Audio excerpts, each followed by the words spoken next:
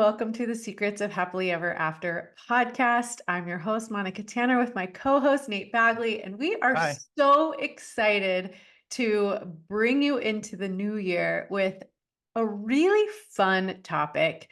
And we set it up in our last episode where we started talking about ways to create passion out of your mediocre marriage. So if you're just kind of feeling like you're coasting along in your marriage and you want to make 2025 more passionate and exciting, getting more of what you want, feeling more blessed and more excited about your marriage, we are going to give you the next 3 episodes. We're going to go over rules or methods in which you can kind of bring that spark into your marriage. What do you think, Nate? Sounds good. Yeah.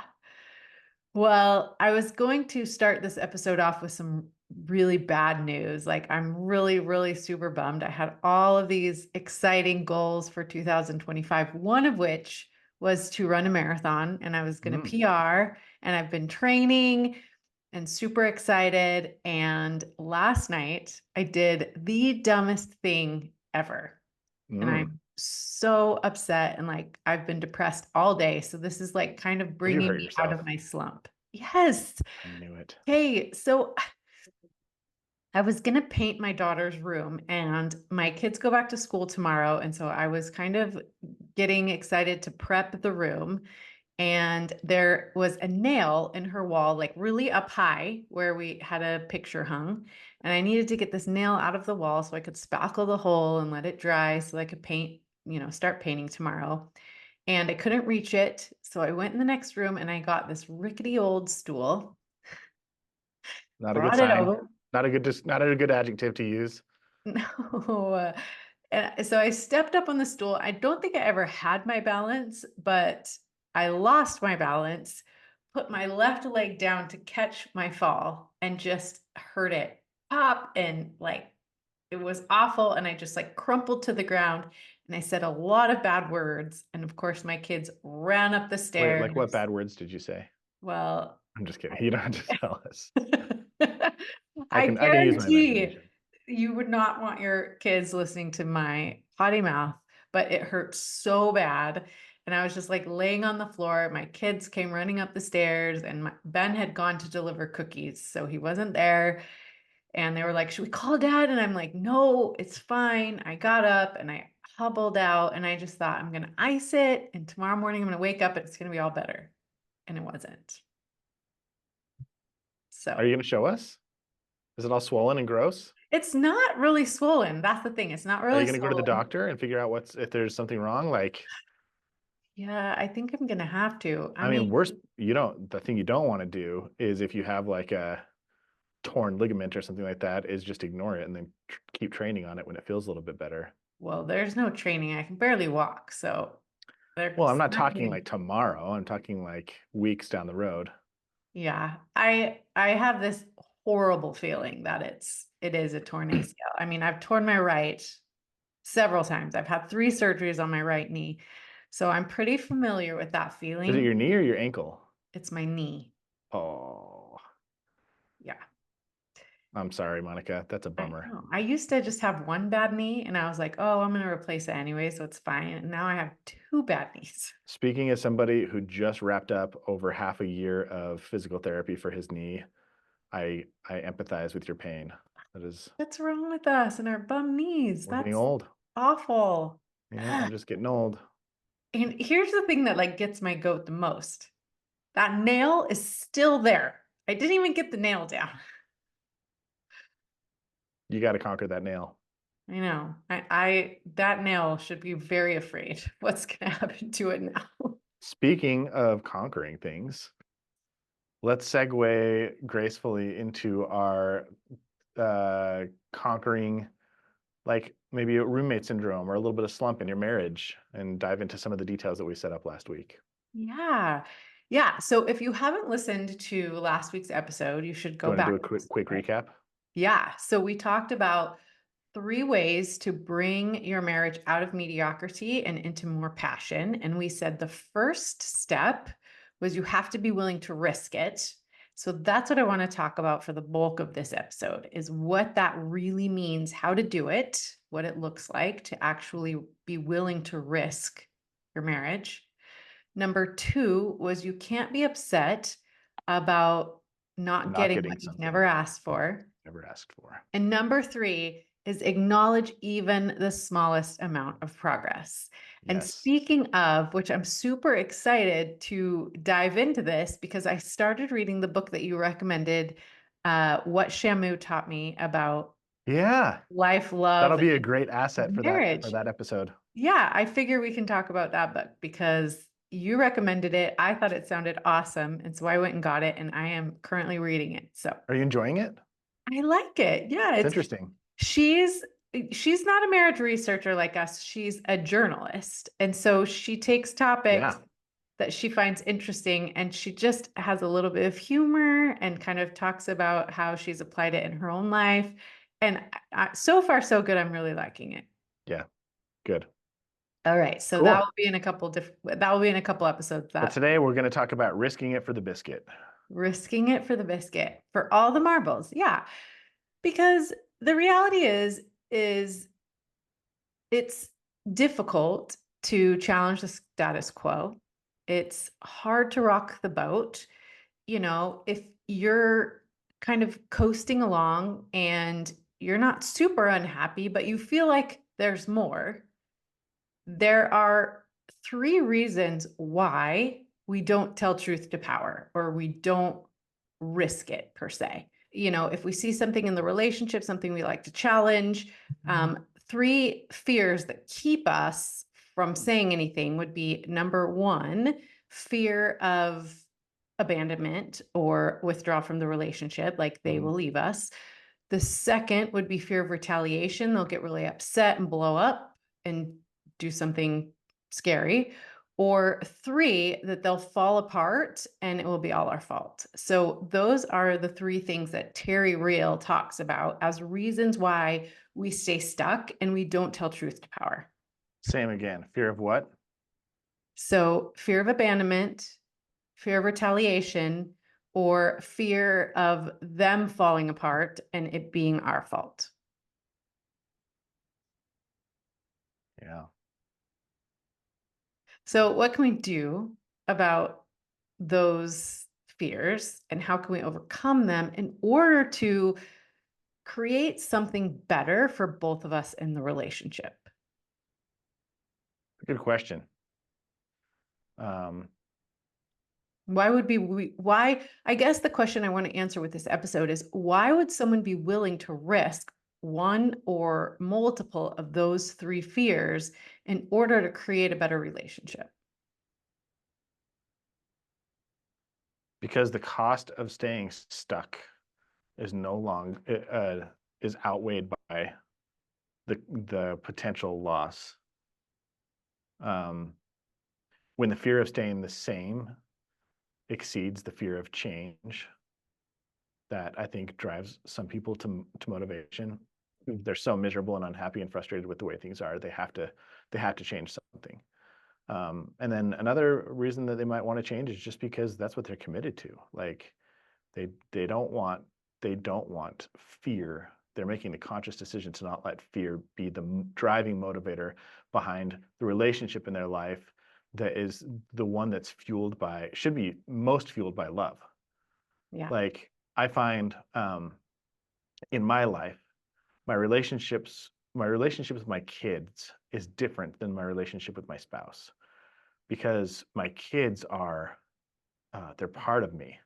There's something about somebody that you helped create that's like, oh man, there's a special kind of love reserved for that type of person and acceptance.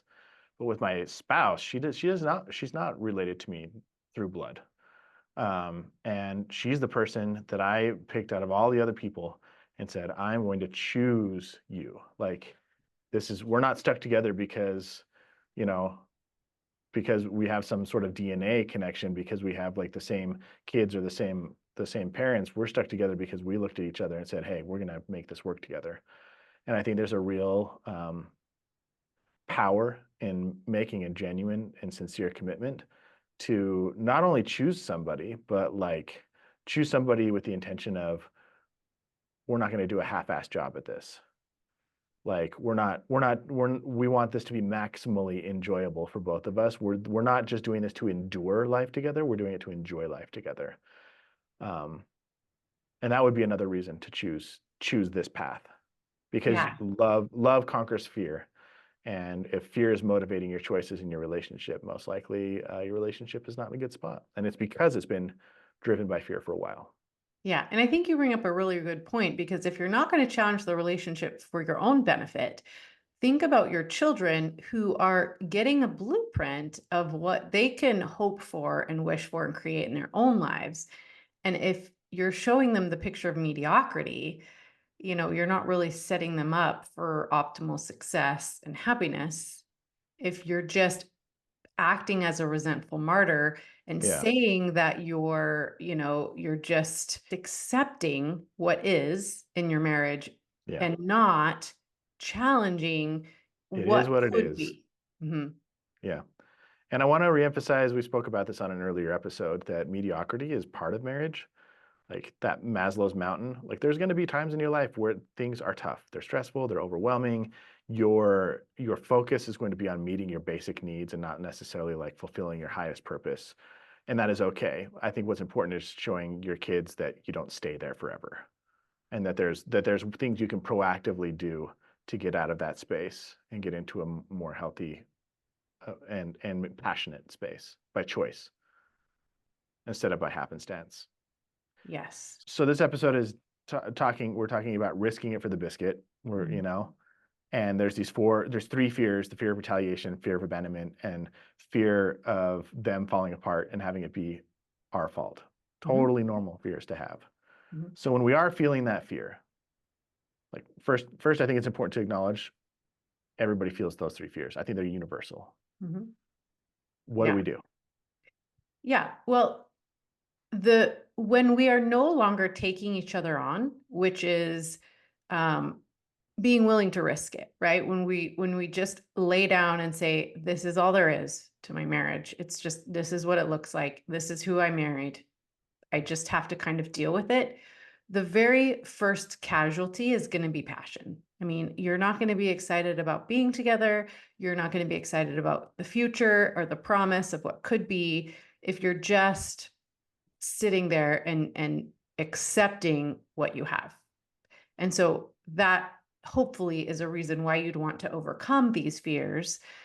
And I think, it's very common to think that, you're married now, you're kind of stuck, like this is how it's going to be.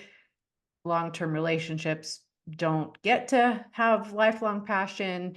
And then we just stop trying. And we become very resentful, and resentment also is like the number one killer of passion. And it's, some people can live out their lives that way, but you definitely, definitely don't have to if you're willing to risk the relationship. So, how can we, or how do we do that? I think the first thing we have to come to terms with is you can look for more. You can be willing to risk it. You're not always going to get it. And that's a really vulnerable spot to be in, to be able to voice something that you want in the relationship with, that lingering idea of, I may not get any of this, but I'm going to put it out there and see what happens, which Yeah, is why we say it's risky. yeah. I think a mistake that people make when they take this risk is they present it as a threat. Mm, Um, I think it's really easy when you're dissatisfied or unhappy with the way things are in your relationship to show up at the bargaining table and say, "I'm not happy because you're not making me happy, and here's what you need to do in order for this relationship to change. And if you don't do this, I'm out." That's a threat, and that's an accusation. There's like so much not positive wrapped up in that conversation. And so I think when we talk about being willing to risk it, if you're unsatisfied with how things are going, if you're not happy with something inside your relationship, I think um, an important thing to take note of is like, don't show up to the conversation in that headspace of finger pointing. I think the ideal thing would be to show up with an attitude of, I think one of the best things that you can do is create a vision of what your marriage could be and have it be something that your partner would get on board with. Yeah. Well, it's interesting that you mentioned that because I want to give the listeners a very, very like tangible and actionable way to do this. Yeah. And, you know, being willing to risk the relationship takes a lot of skill. Like you said, you don't want to just, start making accusations and throwing threats around. Like if you, let's say you want more for your relationship, and let's say you want to go see a couples counselor, like I would absolutely recommend seeing an RLT trained coach or therapist. But let's say that's a place where you want to start. You want to get into couples counseling and your partner is resistant. First things Common scenario. Very common scenario, right? You first have to be willing to risk the relationship. And I want to give you step by step how you would do this. Mm. So, first you're going to, research it, find somebody who you'd like to see. And then you're going to bring it to your partner and you're going to start by, and I would say, be willing to show up at the door, if your spouse is coming home from work or whatever, show up and say, "Hey, honey, how was your day?" Very kind and loving. This is very, very, very important to me. I've been thinking a lot about it. I've done my research. I would like to go see someone together. Now, you may have to do that day after day after day after day until you get some concessions. But let's say your partner is not budging and you show up at the door and you're kind and loving and you make your request and your partner is just not willing to fulfill it. Then you can start taking things away, meaning risking the relationship, the status quo. So you can show up one day after, a few times of being Making really this loving. request. Mhm. Yeah. And you can say, "I would really like to go see someone. And until we do, I will no longer be providing dinner for you when you get home. Or I will no Interesting. longer be willing to go with you to social gatherings. Or I will no longer be willing to sleep in the same bed as you, if you are at that point. So you can start taking away things in the relationship that are just perhaps taken for granted, or the things that you do um, that your partner will miss. And you can say, until you agree to go with me and see this person to help us with our relationship, I will no longer be doing A, B, and C in our relationship." Yeah.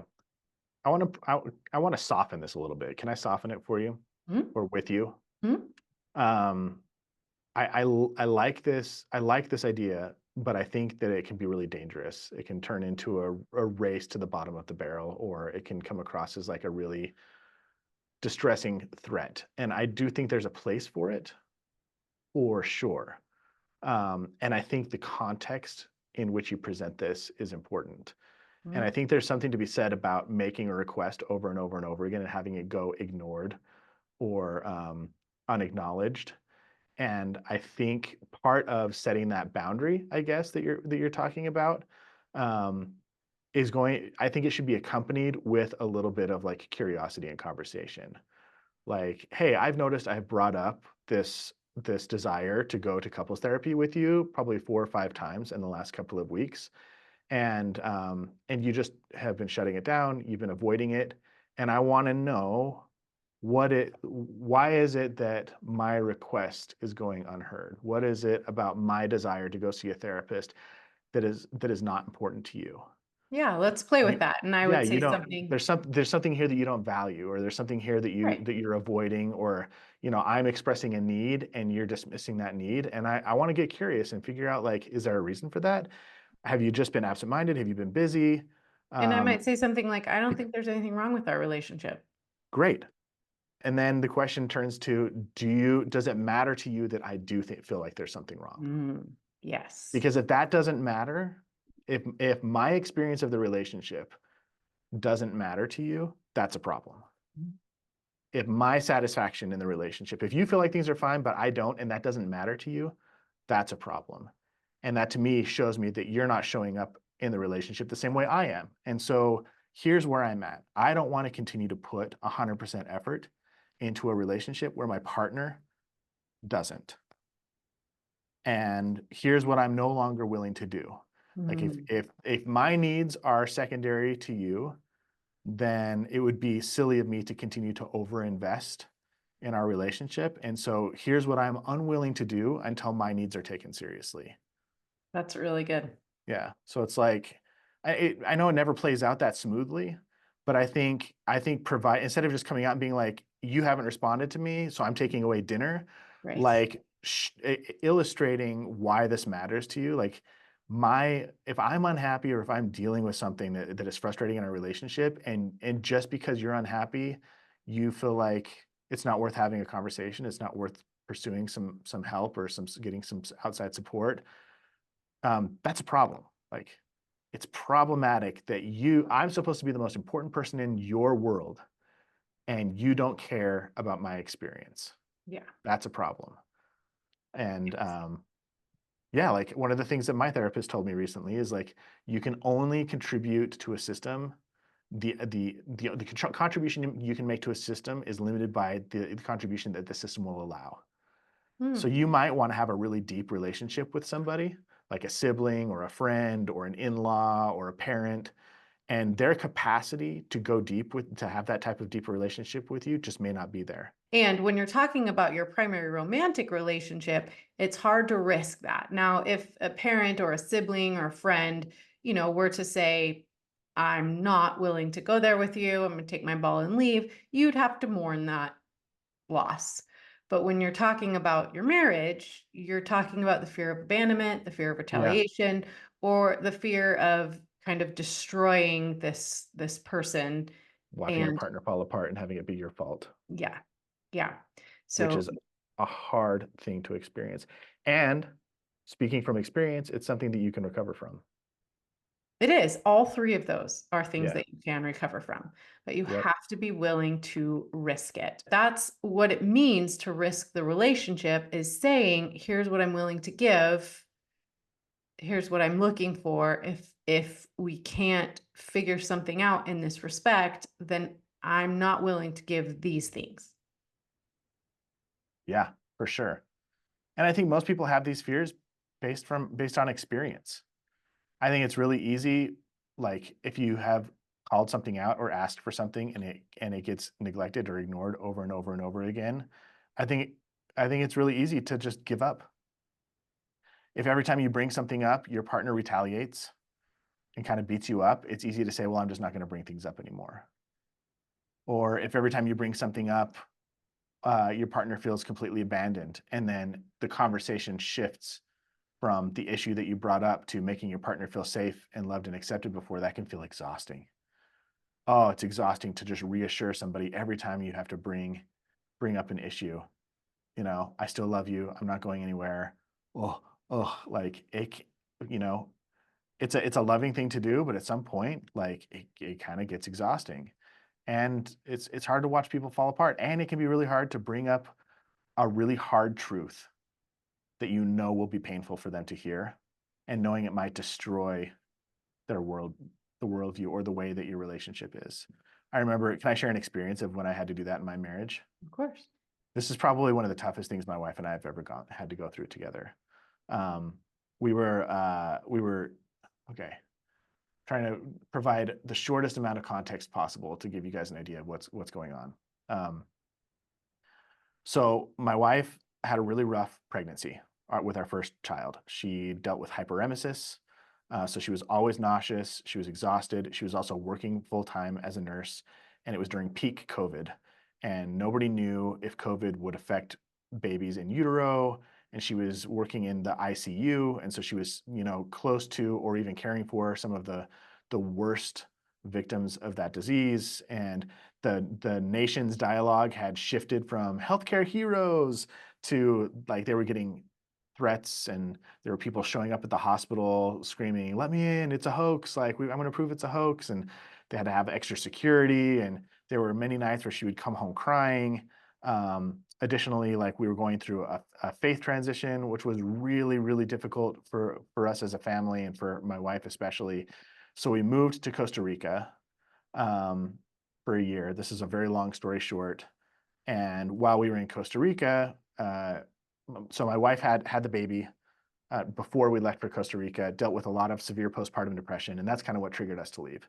Is she was going back to work, she was exhausted, she was giving everything she had to work and then coming home and didn't have anything left to give our daughter or me and was just burned out, overwhelmed. Her identity was crumbling because of our faith transition and all this other stuff that was going on. There were friend and family relationships that were suffering as a result of it.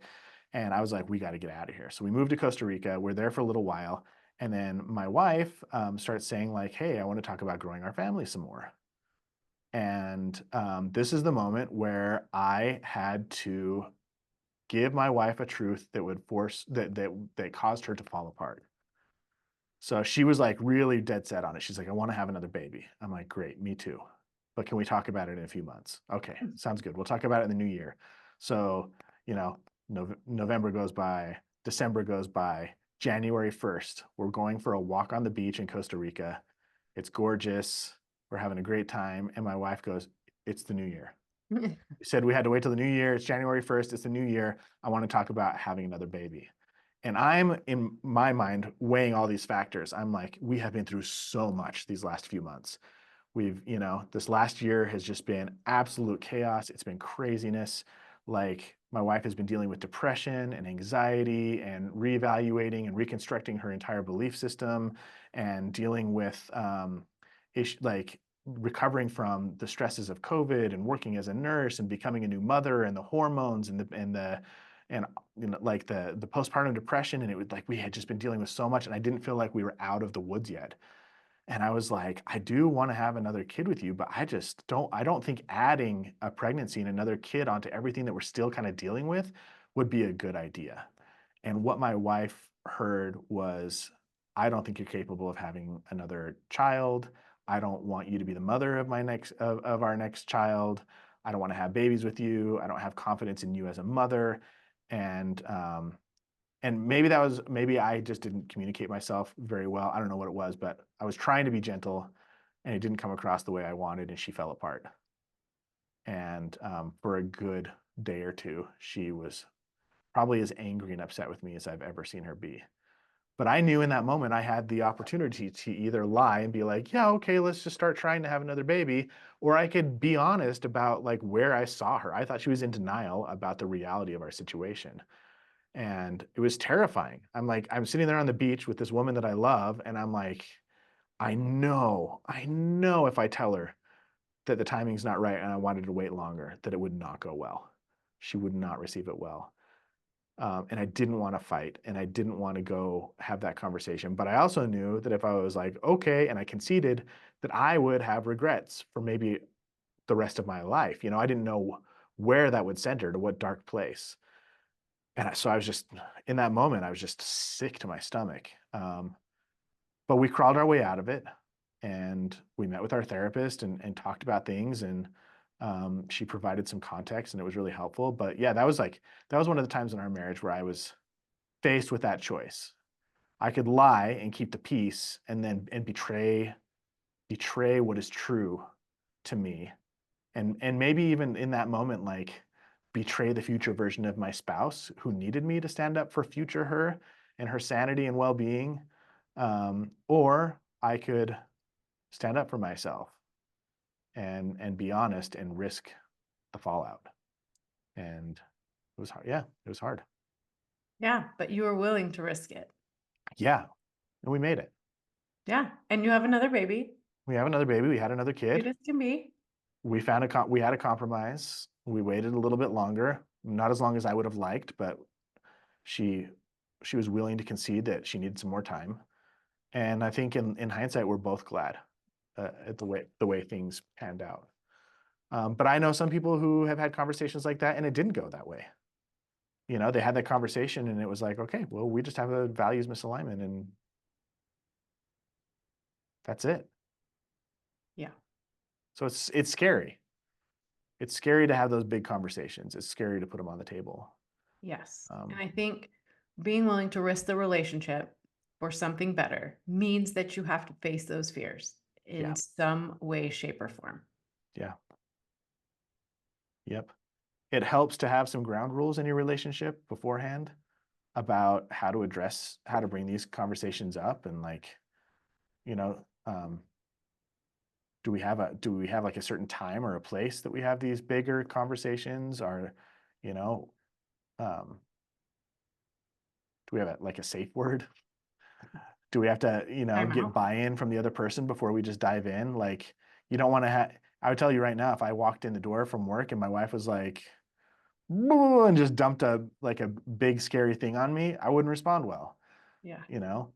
If the Yeah. kids are screaming in the other room, probably not going to go well. So that Yeah. context matters, Yeah. I think you first need to contract with each other. Like, I have something really ideally. important Yeah. I need to share with you. Is now a good time?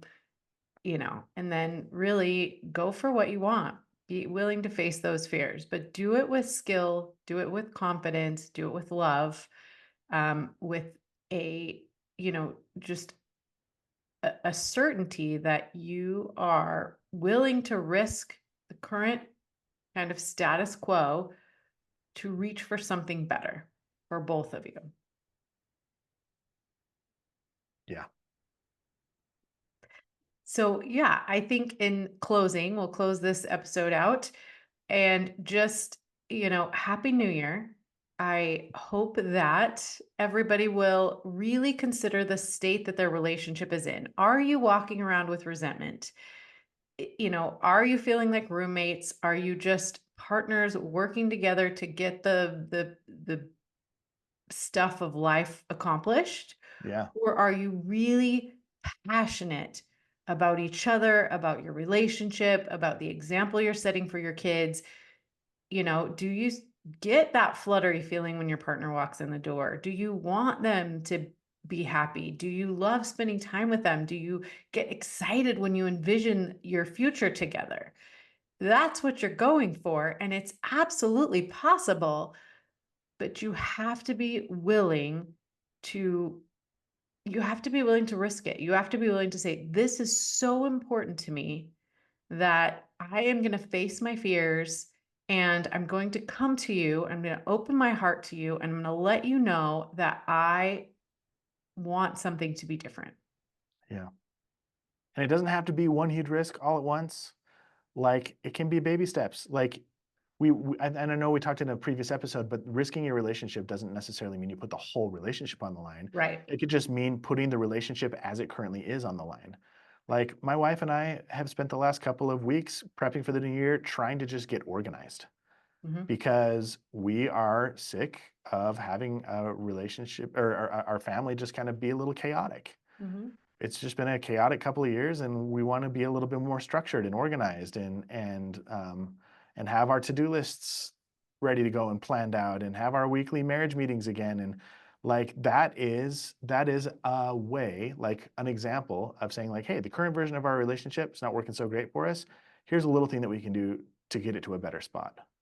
So making those small incremental changes can also be a really great way, um, to do that. Yeah. So good. And if this episode piqued your interest, I want you to make sure that you join us next week because we're going to be talking about not being able to be upset about something you haven't asked for. And in that episode, I'm going to give you a really powerful way to ask for the things that you want in your relationship that's going to make your partner listen, that's going to give you the best probability of your partner saying, yes, I can do that, or I can try. And so that's what's coming next week. Make sure you join us. And thank you for spending this time with us. You're getting to know us a little bit better. We hope that you're having an awesome start to your new year. And we hope that you will evaluate your relationship where it is now, what you're willing to risk for something better in the new year. I'll see you next time.